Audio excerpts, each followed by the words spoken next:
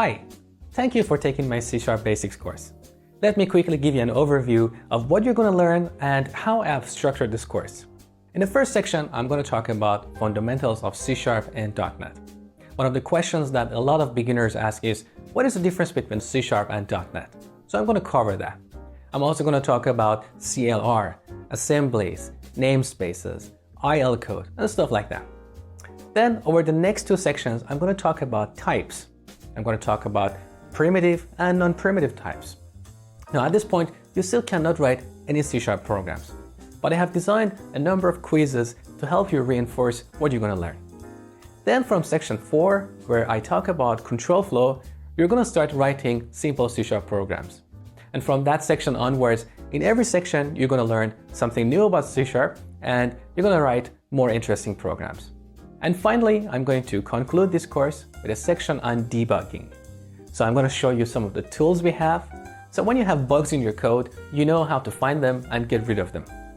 I'm also going to talk about some good programming practices that help you write better and more reliable code.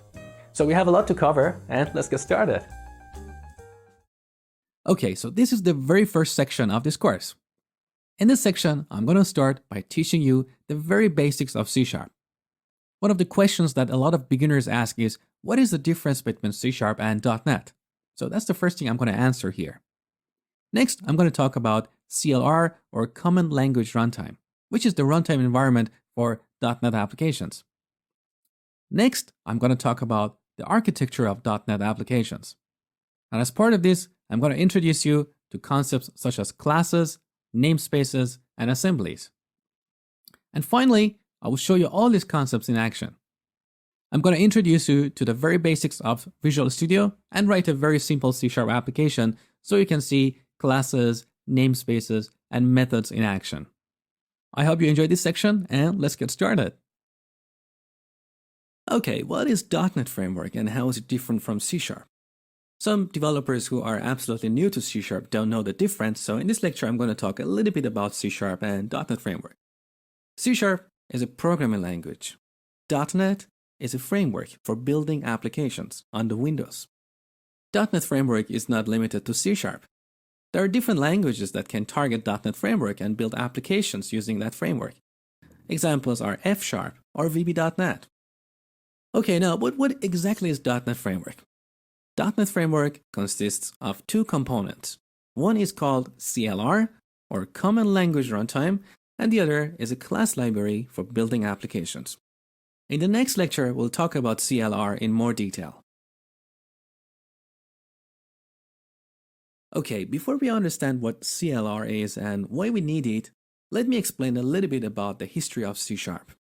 Before C#, we had two languages in the C family, the C language and C++. With either of these languages, when we compiled our application, the compiler translated our code into the native code for the machine on which it was running. Which means if I wrote an application in C++ on a Windows machine with x86 processor architecture, the compiler would translate my code into the native code for that machine. That is a Windows machine with an x86 processor. Now we know we have different hardwares and we have different operating systems. So if I took that application, that compiled application on a computer with a different architecture, that would not run. So when Microsoft was designing the C# language and the .NET framework, they came up with an idea that they borrowed from the Java community. In Java, when you compile your code, it's not translated directly into the machine code. It's translated into an intermediate language called bytecode. And we have the exact same concept in C#. So when you compile your C# code, the result is what we call IL, or intermediate language code. It's independent of the computer on which it's running. Now, we need something that would translate that IL code into the native code for the machine that is running the application. And that is the job of CLR, or Common Language Runtime. So CLR is essentially an application that is sitting in the memory whose job is to translate the IL code into the machine code. And this process is called just-in-time compilation, or JIT. So with this architecture, You can write an application in C# and you don't have to worry about compiling that into the native code for different machines. As long as a machine has CLR, that can run your application. Okay, now let's learn about the architecture of .NET applications. At a very high level, when you build an application with C#, your application consists of building blocks called classes. These classes collaborate with each other at runtime, and as a result, the application provides some functionality. Now, what is a class? A class is a container that has some data, which is also called attributes, and functions, which is also called methods. Functions or methods have behavior. They execute code. They do things for us. Data represents the state of the application. Let me use an example. Think of a car. A car has some attributes, like its make, its model, its color. These are the attributes of a car. A car also has some functions. We can start it, or we can move it. So you can think of a car as a class. In a real-world application, we have tens, hundreds, or even thousands of classes, each class responsible for a piece of functionality. An example of that is classes that are responsible for getting the data from the user, process the data, and display something to the user. Now, as the number of classes in an application grows, we need a way to organize these classes. That's where we use a namespace. So a namespace is a container for related classes. For example, in .NET Framework, we have namespaces, each containing tens of related classes. We have namespaces for working with data, like databases. We also have namespaces for working with graphics and images. We have namespaces for working with security. Now, in a real-world application, as these namespaces grow, we need a different way of partitioning an application. And that's where we use an assembly. An assembly is a container for related namespaces. Physically, it's a file on the disk, which can either be an executable or a DLL, which stands for Dynamically Linked Library. So when you compile an application, the compiler builds one or more assemblies depending on how you partition your code. In the next lecture, we're going to write a very simple C# application, and you're going to see all these concepts in action. Okay, in this video, we're going to have a quick tour of Visual Studio and build a very simple C# application. So here I've got Visual Studio open. Let's go to File, New, Project. Okay, in this dialog, on the left side, we've got a section called Templates, and here you see the kind of applications we can build with C#. So as you see in the list, we can build desktop applications, web applications, apps for cloud, mobile, services, workflows, and various kind of things. But in this course and the subsequent parts of this course, we're just going to focus on console applications. A console application is a very simple application that does not have a graphical user interface. And it's a great learning tool for learning a new language. So we are not going to be distracted by various complexities of larger applications. So on the left side, select Windows, and on the right side, select Console Application. Then give a name to your project. So let's call it Hello World, which is a common tradition when learning a new language. And specify a location. You can put it wherever you want. And know this concept of solution. In Visual Studio, we have this concept of solution, which can have one or more projects. With a very simple application, you have only one solution and one project. But as your application grows, you add more projects, each responsible for something different. For now, we don't have to worry about it. Now click OK. All right, let's see what's happening here. Some developers get a little bit intimidated the first time they open Visual Studio. And that's fair enough because there's so many menus and panels here that is a bit confusing. But let me tell you something. 90% of the time, you're going to use only 10% of these or even less. So don't worry about all these menus here. You don't need to use all of them at all times. 90% of the time, all you need is the code editor here. And sometimes you need the Solution Explorer. In fact, I personally hardly ever use Solution Explorer because I do everything with my keyboard. And if you watch my course, Double Your Coding Speed, you will see that everything is possible with keyboard. So you don't need these panels here. You don't need to grab your mouse and navigate around. You don't really need this stuff. Also, none of the stuff on the toolbar are ever required. Don't worry about it. Everything you can do with your keyboard. All right, now let's take a look at this first C# program. So we created a console application, and on the right side, you see the Solution Explorer panel. In case you don't see that, go to View and select Solution Explorer. So at the top, you see we have a solution, which has only one project. Under that, we've got the project called Hello World. Look at these 4 items here. Properties, expand that. We have a file here called assembly info. This is the identification for the assembly that will be produced as a result of compiling this application. So when we compile a console application, we're going to get an executable, and that's an assembly. That assembly has an identification.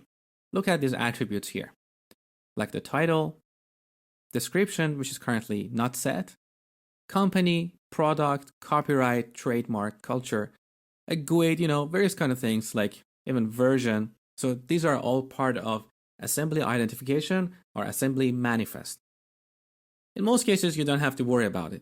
But if you want to create an assembly and you want to distribute it, send it to other people, then you may want to come here and give it a proper name and a proper version. So for now, we don't have to worry about it. Under references, you see any assemblies that this project is referencing to do its job. When you create a project with Visual Studio, by default, it adds a reference to a bunch of assemblies that you see here. These are all part of .NET Framework. So at a minimum, Visual Studio assumes you're going to use classes in system assembly or system.data to work with databases and so on. You may not necessarily use all these assemblies in your project, but that's just part of the template. App.config is an XML where we store the configuration for this application. Sometimes you may want to store connection strings to the database, or you may want to have some settings about your application. All of them will end up here. And finally, you see program.cs, which is where we're going to start writing code. All right, let's see what's happening here. So in this file, program.cs, on the top, you see a bunch of using statements. What is this all about? Well, our project is called Hello World. So by default, Visual Studio creates a namespace called Hello World. When we write code in this namespace, we have access to any classes defined in this namespace. So if we want to use a class that is defined in a different namespace, we need to import it in our code file. And that's why we use the using statement. So by default, Visual Studio adds these 5 using statements. System is a namespace in .NET Framework. And that's where we have all these basic utility classes and primitive types there. System.collections.generic is used to work with lists, collections, and so on. System.link is used to work with data, and it's a comprehensive topic that I have covered in my C# Advanced course. System.text is used to work with text, encoding, and stuff like that. And finally, system.threading is used to build multi-threaded applications. In this video, we're going to create a very simple application, and we're not going to use any of these 4 namespaces here. So we're just going to use system. For now, I leave them there, and then I will show you how to clean them up. All right, so here's our namespace. And inside namespace, by default, we have a class called program. So every console application you create with Visual Studio has a class called program. Inside program, by default, we have a method or a function called main. And that's the entry point to the application. So when you run your application, CLR executes the code inside main method. And that's where everything kicks off. This method is declared as static, and that's something I'm going to cover later in the next section. Methods have input and output. So what goes inside parentheses is the input to the method, which we call parameter or argument. Note that parameters are optional, but in this case, in the default template, the main method has a parameter called args, which is of type string array. We're going to learn about string array in the next section. What you see before the method name is the return type or the output of the method. Void in C# means nothing. That means this method does not return any value.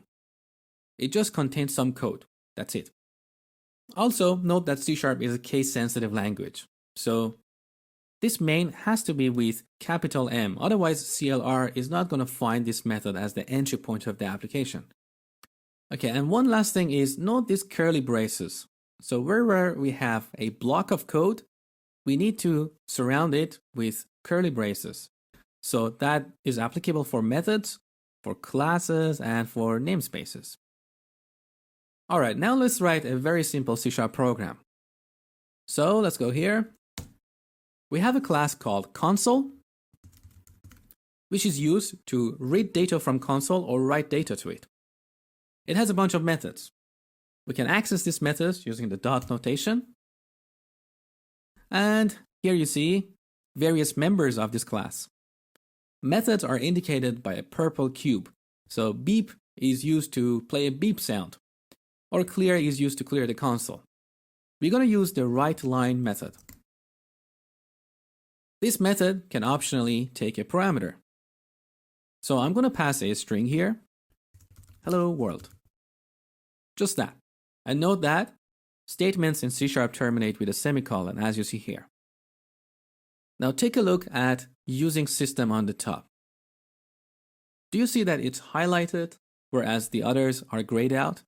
The reason for that is, in this file, we are using a class called console, which is defined in the system namespace.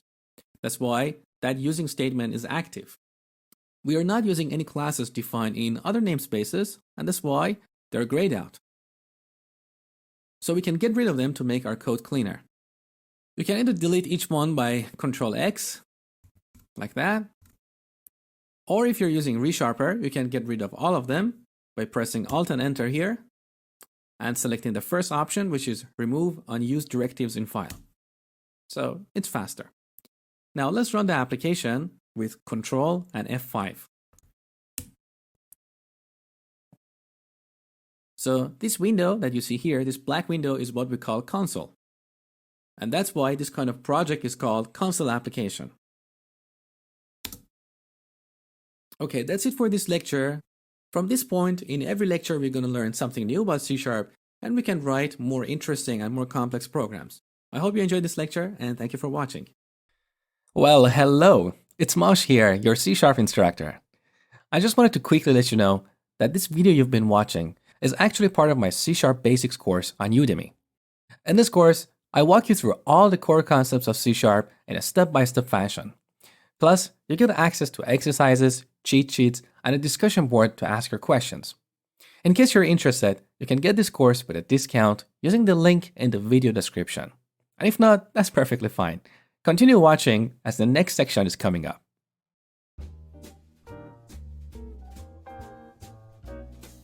Okay, this section is going to be the first step in your journey to learn C#. So I'm going to introduce you to variables and constants. I'm going to talk about various data types and type conversion. I'm going to talk about scope and overflowing. And finally, I'm going to talk about various operators we have in C#. So let's get started. Okay, we're going to start our journey by learning about variables and constants. Let's start by two definitions. A variable is a name that we give to a storage location in memory, where we can store a value. And a constant is an immutable value. That is a value that we know at compile time, and that value cannot change throughout the life of the application. Why do we use constants? The reason for that is to create safety in our application. Imagine you're creating an application that involves some mathematical computation around circles. We have this number called p, which is 3.14, and we use that to calculate the area of a circle. That number should always be the same. We don't want to accidentally change that in our program. If we accidentally change that, everything is going to blow up in terms of the results the program produces. So we declare that number as a constant. And this way we create safety in our application. In C#, to declare a variable, we start with a type, followed by an identifier, and finally, semicolon. Here, int represents integer, which is a number between -2 billion and +2 billion. Later in this video, I will show you all the primitive types that you need to know. Also, note that C# is a case-sensitive language, which means in this case, these two identifiers are different. One has lowercase n and one has uppercase n. When declaring a variable, we can optionally assign it a value, like what you see here. You don't have to, but there is one thing you need to know about variables, and that is you cannot use a variable unless you initialize it. So let's say if I declare this int number here and I decide to display it on the console, my application will not be compiled. I have to assign it a value before I can use it, before I can read it. I will show you that later when we jump to coding. To declare a constant, we start with the keyword const. Next we have the data type and an identifier, and here we have to initialize it with some value. We cannot define a constant without setting its value. There are a few things you need to know about identifiers. First one is that an identifier cannot start with a number. So you cannot have an identifier like the one you see here. Instead, you need to replace 1 with the word 1. Also, an identifier cannot include whitespace. So you cannot have an identifier like first space name. It has to be one word. An identifier cannot be a reserved keyword like int that you saw earlier. If you're desperate to use a word that coincidentally clashes with one of the C# keywords, you can prefix that with the @ sign. And finally, as a recommendation, always use meaningful names. For example, avoid a name like FN. Instead, use first name. This way, your code will be more readable, more maintainable, and cleaner, and everybody will understand that. In terms of naming convention, here are 3 popular naming conventions that have been around in the C language family. We've got camel case, Pascal case, and Hungarian notation. With camel case, as you see I have bolded here, the first letter of the first word is lowercase, and the first letter of every word after has to be uppercase. With Pascal case, the first letter of every word has to be uppercase. With Hungarian notation, we prefix the name of a variable with the data type it uses. So here str represents a string. Hungarian notation is not used in C#, and I have noticed programmers coming from C or C++ background use that in their code. If you're one of them, I highly recommend you not to use Hungarian notation because C# developers are not used to that and they don't like to see Hungarian notation in the code. It makes your code look a little bit ugly. So in C#, to name your local variables, use camel case. So as you see here, the first letter of the first word is lowercase, and if we had more words here in the identifier, the first letter of every word had to be uppercase. For constants, use Pascal case. So here you see I've got a constant here, constant integer, and the first letter of every word is uppercase. Here is the list of most commonly used primitive types in C#. In fact, the actual list is slightly bigger than this, but I deliberately decided not to include those data types because they're hardly ever used. In fact, they are there for interoperability with other languages. I personally, over the past 12 years of me coding in C#, I've hardly ever used them. In fact, never. So I decided not to confuse you with too much details that you don't need. In the next slide, I've got a link here in case you want to learn about the other primitive types. So let's take a look at the table here. On the left side, I have divided these data types into 4 categories: integral numbers, real numbers, character, and Boolean.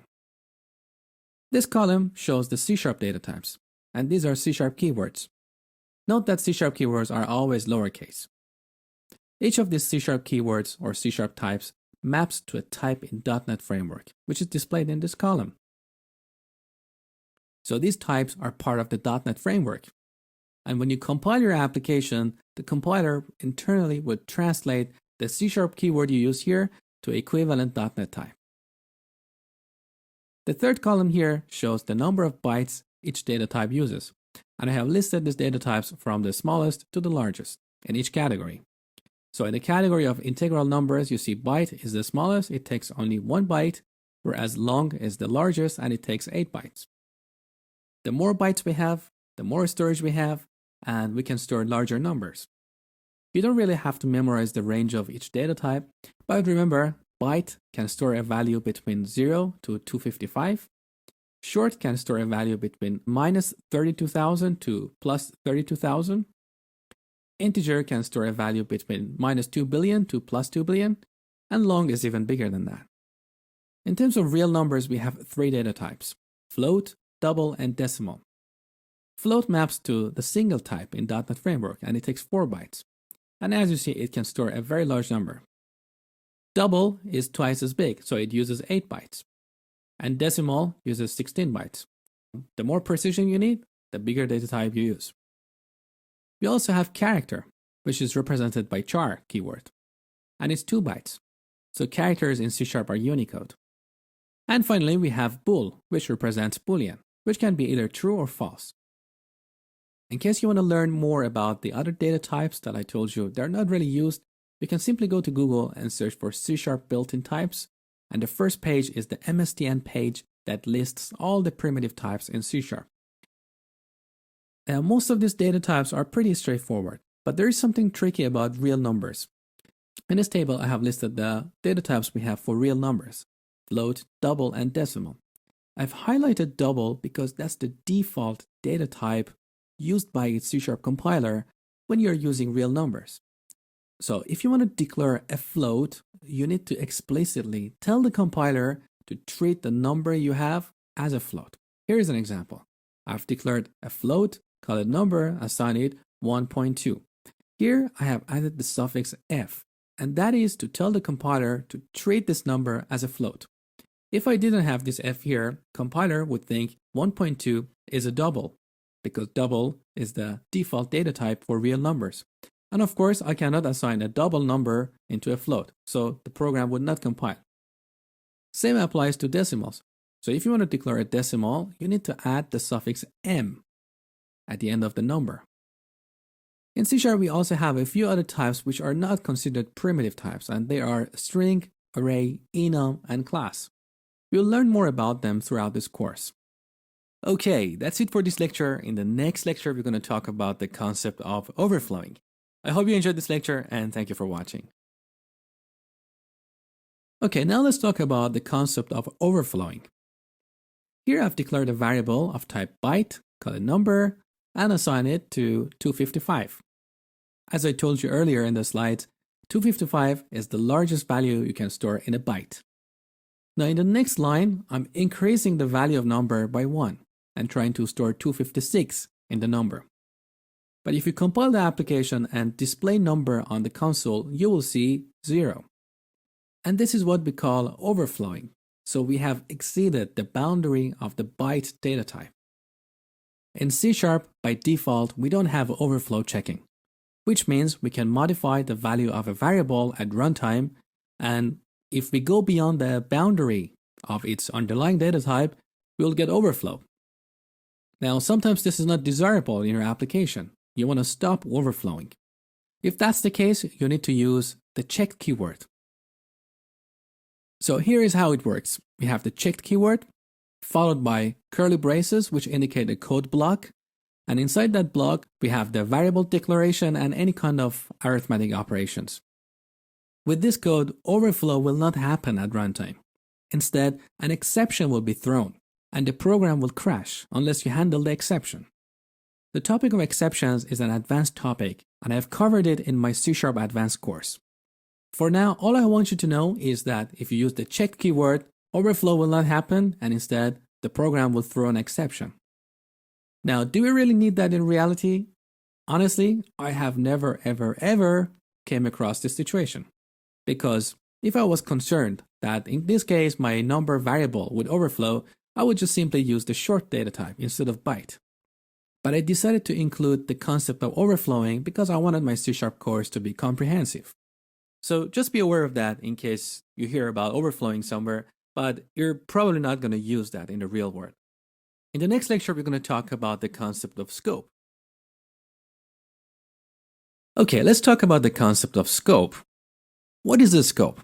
Scope is where a variable or a constant has meaning and is accessible.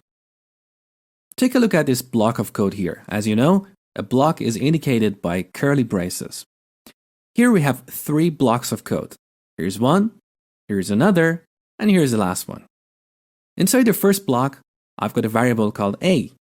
And a is accessible anywhere inside this block or any of its child blocks. If I go out of this block and try to access a, the program will not compile. The same rule applies to other variables. So let's take a look at this block here. B is meaningful anywhere inside this block or any of its children. If I go outside this block and try to access B, I'm going to get a compile time error. Okay, I think that's enough theory for now. Let's open up Visual Studio and do some coding. Okay, let's start by declaring a variable of type byte and call it number. Now we want to display it on the console. So as you remember from the last lecture, we type console.writeLine and put the variable here. Note that as I was typing console.writeLine, my ReSharper plugin automatically added this using statement on the top.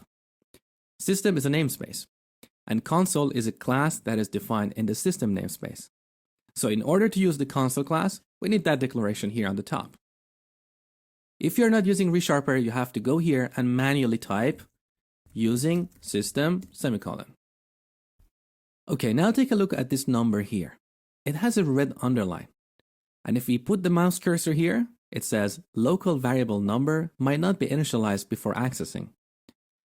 If you remember from the slides, I told you in C#, before you can access a variable, you need to set it. You need to initialize it.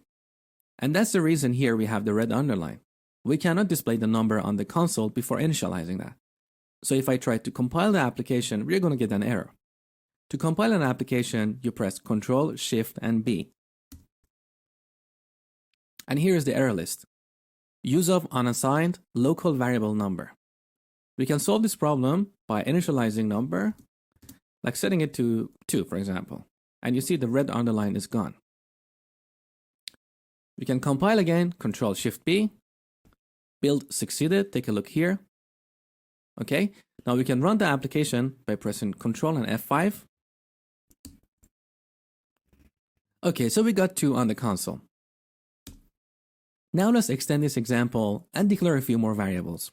We can define an integer, int count equals 10, and a float, say total price equals $20.95. Now note this red underline here.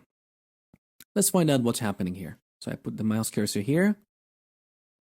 It says cannot convert source type double to target type float. If you remember from the slides, I told you by default the C# compiler treats real numbers like this one here as double, whereas we are declaring a float. So here we need to explicitly tell the C# compiler to treat this real number as a float. And we can do that by appending an F at the end. So the error is gone. Let's declare character. So char character equals A. Note that in C# we enclose characters by single quote, like here. We can also declare a string. String is not one of the primitive types, and I have covered it in a separate lecture in this course. But for now, let me show you how to declare a string. We just type string, give it a name, first name equals Mosh. Note that with strings, we enclose them in double quote. So that's one of the differences between strings and characters. And finally, let's declare a bool. Bool is working equals true. So with bools, we can either set them to true or false. Both true and false are keywords. As you can see, they're indicated by the blue color here, and they're lowercase. So everything you see here that is blue is a keyword, like static, void, string, class, namespace, and all these data types here. Now let's display these variables on the console. So let me show you a trick. Instead of writing console.writeLine, we can do a shortcut. This is what we call a code snippet. So we type CW, that is short for console, writeLine, and then press tab. And Visual Studio automatically converts that to console.writeLine. There are various code snippets that help you write code faster. And I will try to point them out throughout this course. So let's display count. Now another one. Total price. And note that I can just type TO. And here's what we call IntelliSense. It's Visual Studio's auto-completion mechanism. You don't have to type the full name of a type or a variable. As long as the IntelliSense detects that and is highlighted here like total price, you can simply press tab, and there you go. Visual Studio automatically completes that for us. Let's display the character. Same here, I just press tab. Again, I typed only a few characters. You can press tab or enter. And finally, it is working. We run the application by Control and F5. So we got all these values on the console. Okay, now let me show you something else. In C#, we have a keyword called var, which makes variable declarations easier. For example, here, instead of explicitly specifying the data type for each of these here, I can simply type var. And I let the C# compiler detect the data type for this variable here. So let me replace all of this with var.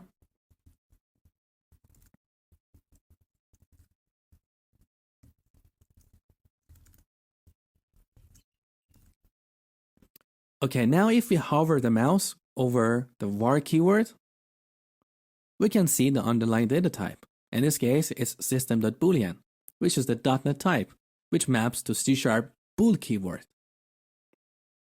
How about this one? That's a string. And this one is a character. And this one is system.single, which maps to float in C#. And in the case of count, it's int32, which is integer. And same for number. So the tricky thing here is, by default, C# treats integral numbers as integer. And when you use the var keyword, it assumes that it's an integer. If you really want to go for a byte, then you have to explicitly specify it as byte here. But telling you from experience, it's safe to use integer in most cases. In fact, if you look at the classes in the .NET framework, in most cases, integer is the data type used for representing integral numbers. Okay, I revert this back. Now I show you something else. So let's take a look at this one here. So it's a char, which is a character. We can put the mouse cursor here and press Control and then click. That opens the Object Browser window. Take a look here, it's Object Browser. And it's a way to look at the various classes in your project or in the .NET framework. In this case, because I did a control click on the char or var keyword, this is what we got here. So char is highlighted in the Object Browser. On the right side, you see all the members of the char type. So these purple ones are functions or methods. If you scroll down here, you see two fields here, min value and max value. We'll explore them shortly. And note that here is the declaration of char. Char is a structure. We will cover structures later in this course. And note that it's a member of system namespace. You can click system, and that shows the system namespace as well as all the types defined in the system namespace. So these are part of the .NET framework. Okay, let's close this for now. Let's explore another example. So I'm going to get rid of all the code here. We can simply press Ctrl X on each line. And that deletes all these lines here.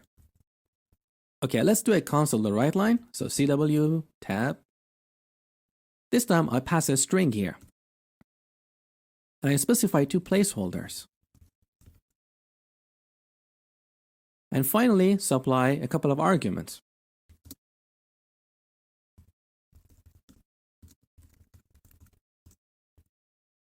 Okay, let's see what's going on here.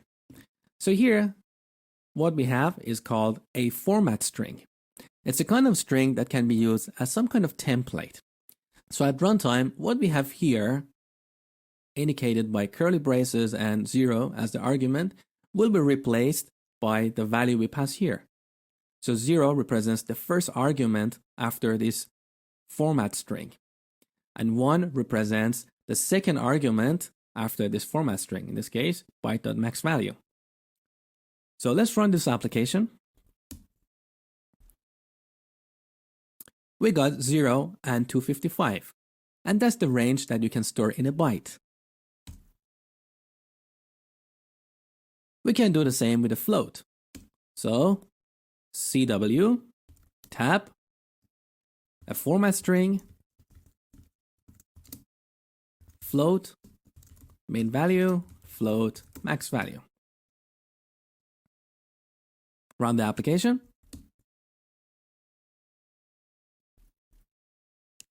So this is the range we can store with a float.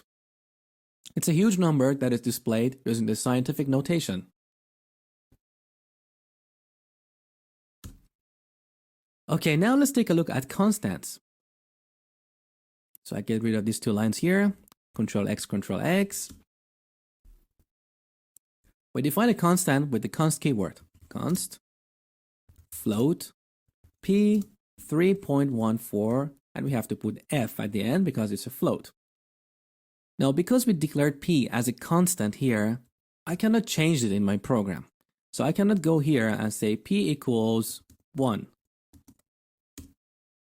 The compiler is not happy, and that's why we see that red underline here. If you hover the mouse here, it says, read-only local constant cannot be used as an assignment target. It's a little weird expression to understand, but basically, the intention of using constants is to have some kind of safety in your program. So if there are values that should not be changed throughout your program, you define them as constants. And this way, you won't accidentally modify their values. Well, if you made it this far, you seem to be very enthusiastic about learning C#, and I highly recommend you to take my C# Basics course using the link in the video description. This way, you can learn all the core concepts in a structured way, and you don't have to waste time jumping from one free tutorial to another. You can see that currently this course has over 5,000 students with over 400 5-star reviews. Plus, it comes with a 30-day money-back guarantee. So if you're not satisfied, you can ask Udemy for a full refund within 30 days, and you get all your money back, no questions asked. Again, you can get this course using the link in the video description. I hope to see you in the course. In this video, I'm going to talk about various kinds of type conversion in C#. We have implicit type conversion, explicit type conversion, which is also called casting, and we also have conversion between non-compatible types. Here is an example of implicit type conversion. A byte, as you know, takes only 1 byte of memory, and an integer takes 4 bytes. So we can easily copy a byte to an integer. What happens at runtime is, let's take a look at this slide. So here's the binary representation of our b variable here. So 1 is represented as 7 bits of 0 and 1 bit of 1. When we copy a byte to an integer, what the runtime does is it prefixes that value with a bunch of zeros to fill the 4 bytes. So there is no data loss. In situations like that, when the compiler is 100% sure that the types are compatible and no data loss will happen, values can be converted to a different type implicitly.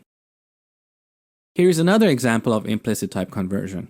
So we have an integer, set it to 1, and we copy that to a float. Again, in this example, no data loss will happen. But let's take a look at this one. Here we have declared an integer, and we're trying to copy that to a byte. An integer is 4 bytes. So when we convert that to a byte, 3 bytes out of 4 bytes will be gone. And there is a chance for data loss. Now, data loss doesn't always happen. It only happens if the value we stored in the integer is beyond the capacity of a byte. In this example, 1 can be stored in a byte, so no data loss will happen. But if we had, let's say, 300 here, we cannot store 300 in a byte. So as a result of that conversion, data will be lost. When the compiler knows that there is a chance for data loss, it doesn't allow implicit type conversion. And you need to explicitly tell the compiler that you're aware of the data loss and you still want to go ahead with the conversion. In situations like that, what we do is we prefix the variable with the target type. So here, I'm trying to convert I to a byte. This is what we call as casting. Here is another example. So we have a float set to 1.0. And if we try to convert that to an integer, the compiler would complain. I will show you that later in the coding demo. So we need to tell the compiler that we are aware of the data loss and we still want to convert f, which is a float, to an integer. So we cast it, like here. Sometimes we are working with types that are not compatible, but you still need to convert them. For example, we might have a number represented as a string, as you see here, and we need to convert it to an integer. In situations like that, because string and int are not compatible, we cannot use explicit casting. So we need a different mechanism for converting a string to a number. In situations like that, we need to use the convert class or use the parse method. So convert class is part of .NET Framework and is defined in the system namespace. It has a bunch of methods for converting various types to other types, and they all start with 2. In this case, we're trying to convert s, which is a string, to an int32. Int32, as you know, is a .NET Framework type which maps to a C# integer type. Remember, a byte is 1 byte, a short is 2 bytes, an integer is 4 bytes, and a long is 8 bytes. You probably know that each byte has 8 bits. So an integer which has 4 bytes times 8 bits ends up being 32 bits. That's why it's called 2 int32. And int16, which represents 16 bits, equals to short, which is 2 bytes. We also have this parse method here. All the primitive types that I explained in the last lecture, like integer, long, float, boolean, they all have this parse method. And the parse method takes a string and tries to convert that to the target type, in this case an integer. Here are some of the methods that you can find in the convert class. To byte, which converts the given value to a byte. To int16, to convert the given value to a short. To int32, to convert the given value to an integer. And to int64, to convert the given value to a long. Okay, enough theory, let's jump into code and see all this concept in action. Okay, let's see implicit type conversion in action.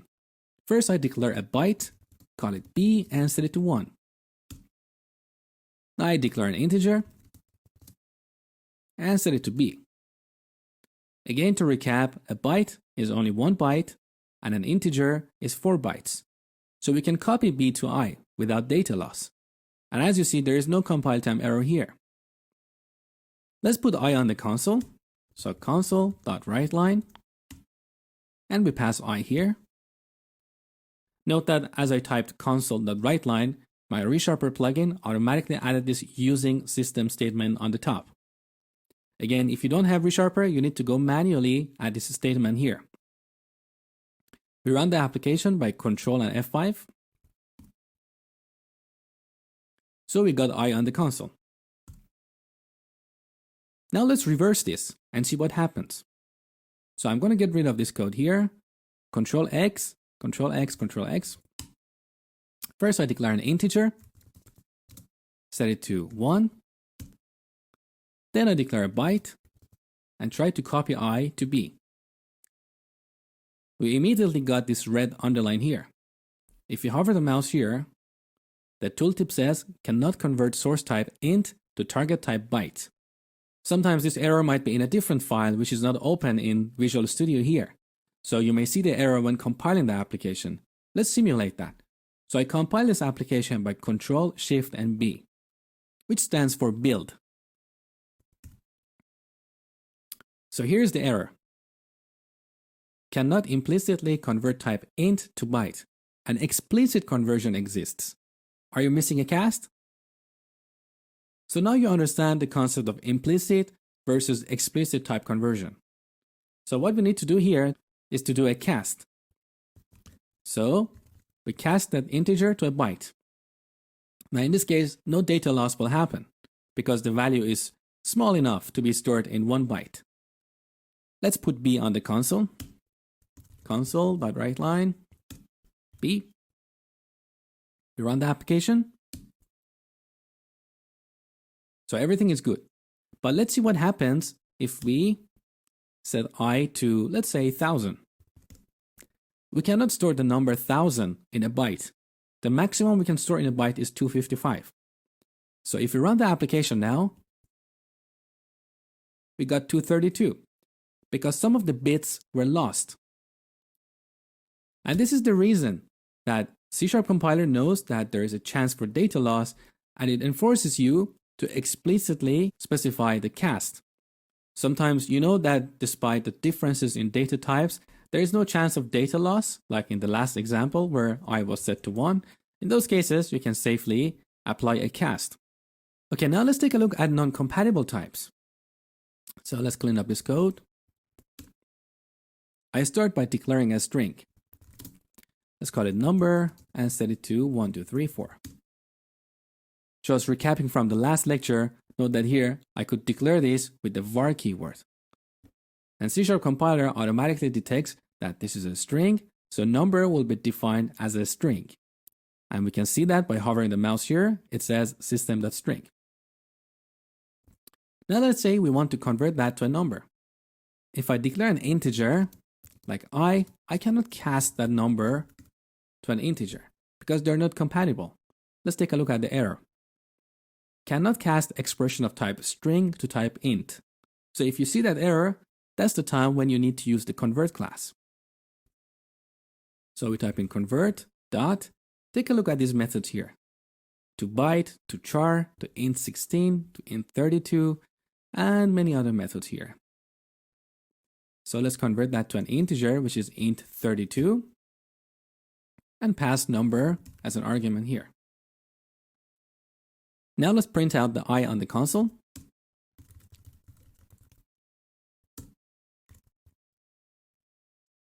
Run the application. So I is 1, 2, 3, 4, all good. But let's see what happens if instead I declare this as a byte. And here we need to use convert.toByte. And here we display B on the console. A byte does not have enough storage to store the value of 1234. So when we run the application now, the application crashed. We cancel this here. And here's the exception. Exception is .NET Framework's error reporting mechanism. It's an advanced topic and I have covered it in detail in my C# Advanced course. But in this video, I will briefly show you how to handle exceptions. So here it says on handle exception, the type of exception is system.overflow exception, which means we try to store a value that was too large or too small for a byte. So each exception or error has a type, in this case overflow exception, and has a message. Value was either too large or too small for an unsigned byte. Sometimes the exception messages are friendly enough that are easy to understand. Sometimes they're a little bit tricky, and the best way to work out what is going wrong is to jump on Google and search for the error, and there's pretty much always a Stack Overflow page that explains that. Now let's discard that. Let's see how to handle the exception here. So the exception happened during conversion of that string to byte. What we need to do here is to wrap these few statements with a try-catch block. Let's see how it works. So I just typed try and pressed enter, and Visual Studio automatically generated this block for me. Again, this is what we call a code snippet. Let me undo this and show you one more time.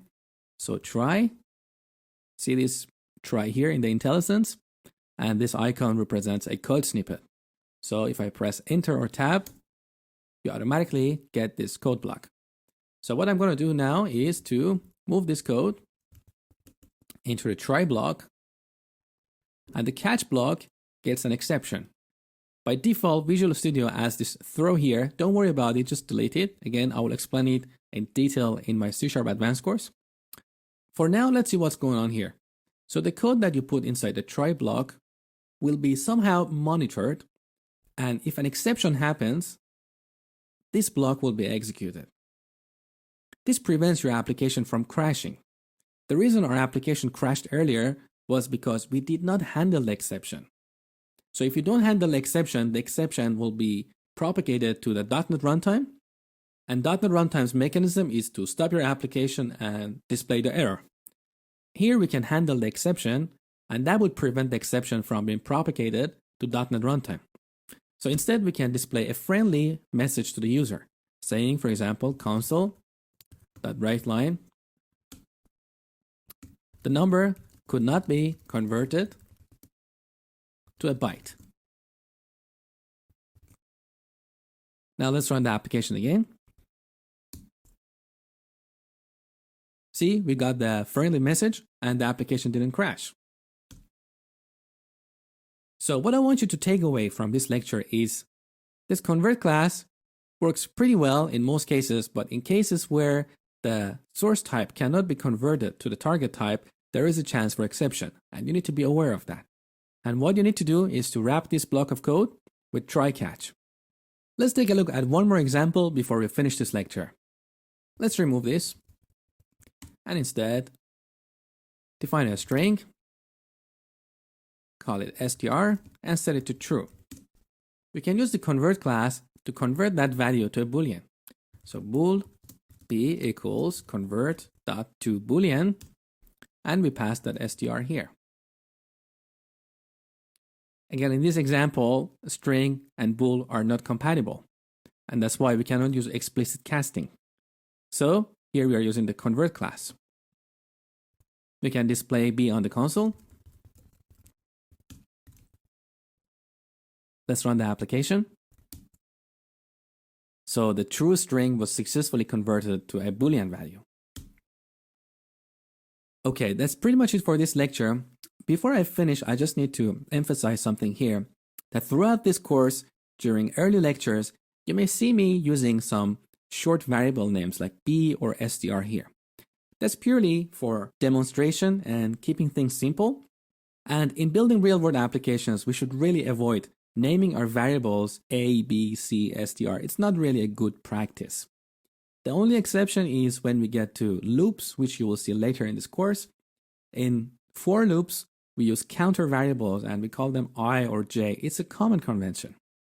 Now here we are just starting to learn C# and it's really impossible for me to demonstrate building a real-world application because we're just covering the basics or alphabets. I hope you enjoyed this lecture and thank you for watching. Okay, we got to operators. In C# we have 5 types of operators: arithmetic, comparison, assignment, logical, and bitwise. Let's take a closer look at each of these operators. We use arithmetic operators in computations where we're working with numbers. So as you see in this slide, we have add, subtract, multiply, divide, and remainder of division. We also have 2 arithmetic operators called increment and decrement, which are shortcuts for adding 1 or subtracting 1 from a variable. So a++ is equivalent to a equals a plus 1. Now with this increment and decrement operator, there are 2 ways you can apply them. You can use them as a postfix. So in this example, a is 1, and when we apply the postfix increment operator, first the value of a is assigned to b, so b is going to be 1, and then a is incremented by 1. So in this example, after the second line is executed, a is going to be 2, and b is going to be 1. Now let's take a look at a different way of applying increment operator as a prefix. So in this example, in the second line, first a is incremented by 1, and then it's assigned to b. So after the second line, both a and b are going to be 2.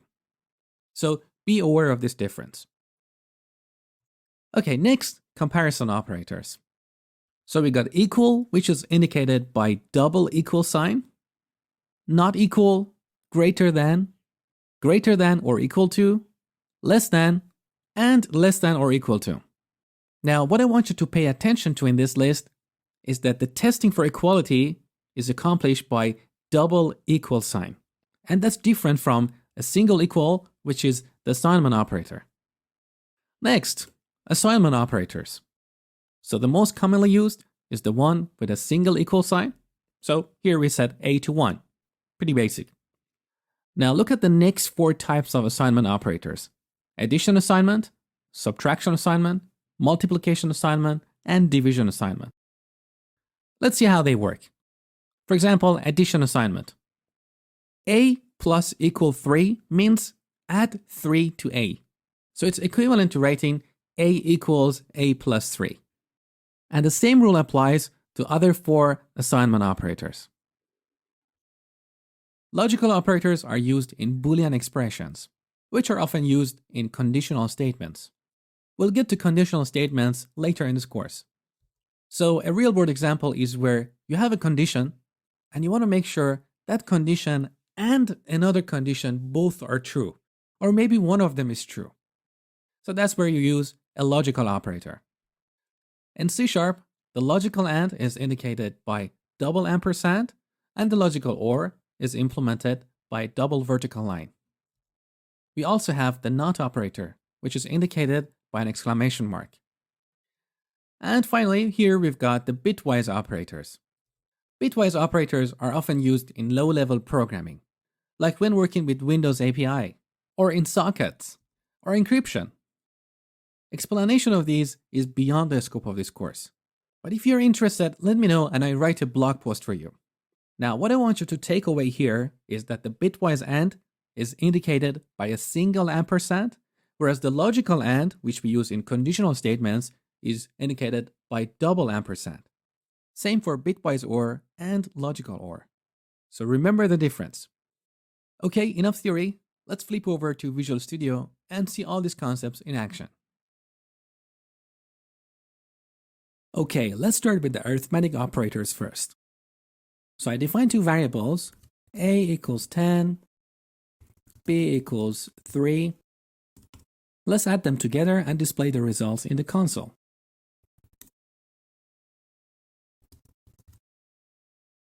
That's pretty easy, right? Run the application. So the result is 13. Now let's take a look at division. So I replace the add operator with division. The result is 3. The interesting thing here is because both a and b are integers, the result of the division ends up being an integer. If you like a floating point number as the result of the division, you need to cast both these numbers to a float. So, like this. Now if you run the application, the result is a floating point number. Now let's look at a more tricky example. Let's say C is 3, B is 2, and A is 1. I want to show you the concept of operator precedence. So if I type A plus B times C, what do you expect the result to be?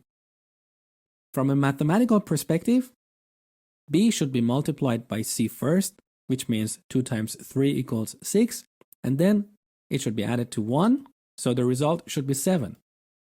Let's run the application. So C# behaves exactly as what we expected. So multiply or division operators have higher precedence than add or subtract. If you like to change the precedence, you can do so by using parentheses. So in this case, if you would like to have A and B added together first and then multiplied by C, this is how we would achieve that. In this case, the result will be 9. There you go. Okay, now let's take a look at comparison operators. So let's get rid of C here and instead see if A is greater than B. Very simple example, right? The result is false. So what I want you to know here is the result of a comparison expression is always a Boolean value, which is true or false. We can test for equality. So double equal sign. In this case, A is not equal to B, so the result should be false.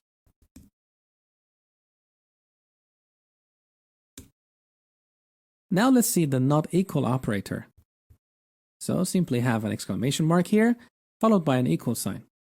In this case, because A is not equal to B, the result should be true. Okay, now let me show you a more tricky example.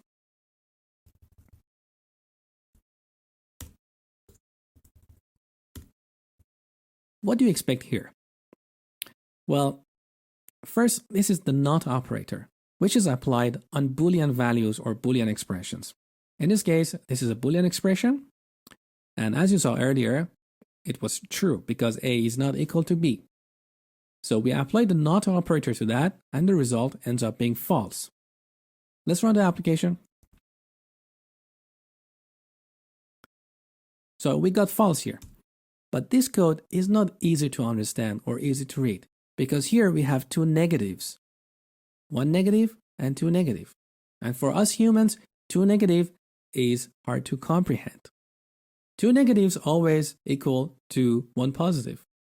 So in your program, if you end up in situations where you have two negatives, make sure to always inverse them with one positive. So in that case, I can get rid of the first negative and convert the second negative to a positive like that, and we will get the same result, which is false. Now let's take a look at logical operators. So I create another variable here, var c equals 3. I'm going to change that to c greater than b and c greater than a. What do you expect here as the result? Well, c is greater than b, so the result of that expression is true. Also, c is greater than a, so the result of that expression is true as well. And here we have the AND operator. So true and true equals to true. Let's run the application. There you go. Now let's make a tiny change here. So this time, because we know c is not equal to a, this expression evaluates to false. True and false results in false. Let's run the application. So we got false. Now let's see the effect of the OR operator. So I'm going to replace the AND with OR, which is double vertical line. In this case, that is true or false. The result ends up being true. And of course, we can apply a NOT operator here, as you saw earlier, which changes the true to false. Now, this expression doesn't really look easy to understand. It's just purely for demonstration of how we can combine different operators and make up more complicated expressions. Okay, that's it for this lecture. I hope you enjoyed it, and thank you for watching. Okay, so we got to comments. A comment is text that we put in our code to improve its readability and maintainability. In C#, we have two ways to write comments. If your comment is only a single line, you can prefix the comment with /. But if your comment is longer and it's multiple lines, you need to start it with /* and then finish it with */.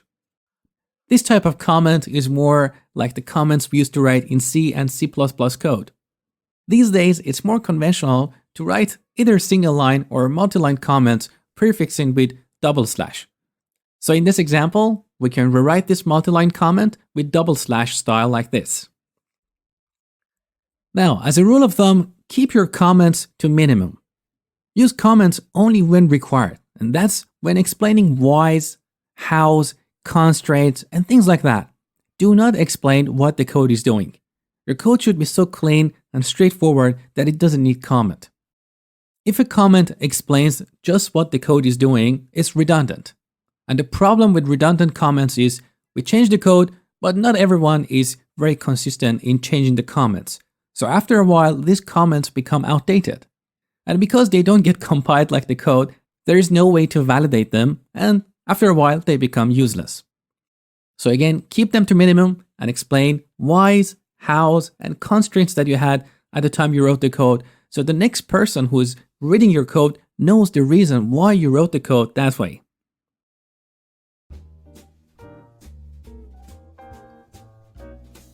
In this section, you learned that C# is a statically typed language, which means once you declare a variable, you need to specify its type, and that type cannot change during the lifetime of that variable.